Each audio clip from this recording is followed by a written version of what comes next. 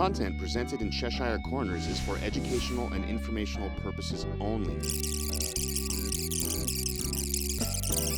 Please consult a legal professional if you have any questions or concerns about the content of this disclaimer, this series, or the legal implications surrounding psychedelic substances in your jurisdiction.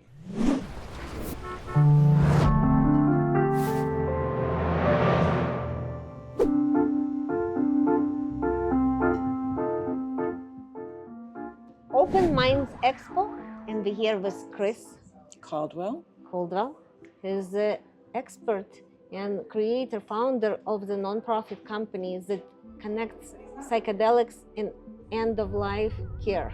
Yeah, that's right. Yeah. Tell us more about it.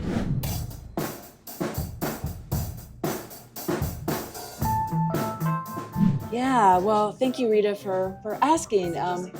The founder, executive director of End-of-Life Psychedelic Care, one of the reasons why I formed the nonprofit was to be able to offer low-cost educational programs to both people who've been diagnosed with a terminal or life-threatening illness. And many times people begin to feel anxiety over the fear of dying. They begin to become depressed. And then we also say, just a loose term, of existential distress. You know, what is on the other side? And that total fear that can overtake an individual. So I felt that psychedelics, not for everybody, right? But that psychedelics can help a lot of people overcome that fear. There's actually many things. They can help with chronic pain. They can help you overcome that fear.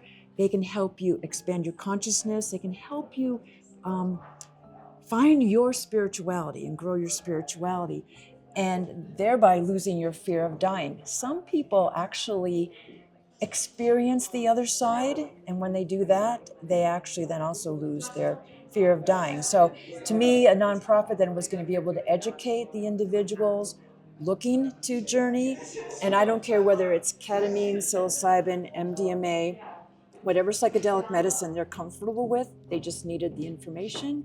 And then on the professional side, so any facilitator who is both trained in what I call end-of-life care and psychedelic care. So yeah, I hope that answered your question. So I have follow-up questions. First, you training not just professionals, you also training people who need that? I want to make a distinction. Free workshops where we're educating the public, and then paid courses where we're training professionals. And then the other piece of this, as you know, is connecting them together. So I launched a practitioner's directory, and people have to have both end-of-life care and psychedelic care experience. But when I say end-of-life care, I mean they may be a hospice social worker, they may be an end-of-life doula or a hospice chaplain, or maybe even a hospice nurse. So they're familiar with what it means to be at the end of life. And that's what I felt was important in having people support those journeys, because, you know, when you're faced with the fear of dying, having somebody there who really understands the process, I think really helps with the letting go. And as we know, the letting go is what really makes the psychedelic journey successful. So here, if you have an individual that you've really gained their trust, and you're able to feel totally confident, and they're able to sit through anything, which any person who works with people toward the end of life can, then I think you have the best experience and you have the best benefit. Pretty cool. So if people wanted to listen to your free webinars, how can they find you? Yeah, thank you. So I have a website, eolpc.org, and again, End of Life Psychedelic Care, so eolpc.org.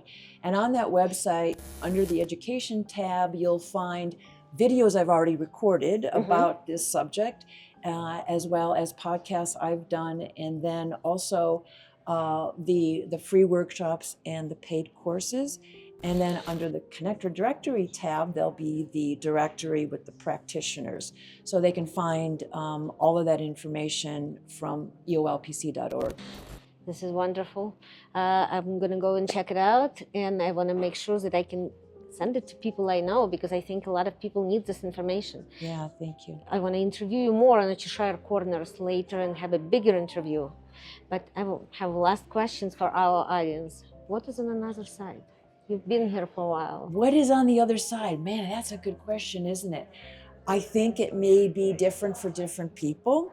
And I think sometimes, not sometimes, I think it's based on your religious belief or your spiritual belief. And we know from near-death experiences that although there's some common experiences, there's also several different types of experiences in terms of who you see. Like you might see Jesus Christ, you might see Allah, you might see your favorite rabbi who's no longer with us, I don't know. But anyway, you know, I think you experience it from your basis of spirituality. However, what psychedelics also can do is expand that idea and introduce you to sort of this consciousness field. And what is that? I mean, I don't think any of us can really say. Even the people with near-death experiences, their experiences are like seconds, you know, maybe minutes, but, you know, they're not going to have this full experience. So, you know, I suppose one way to think about it is try it and see what happens. Very cool. Thank you so much. Thanks, Rita. I appreciate it.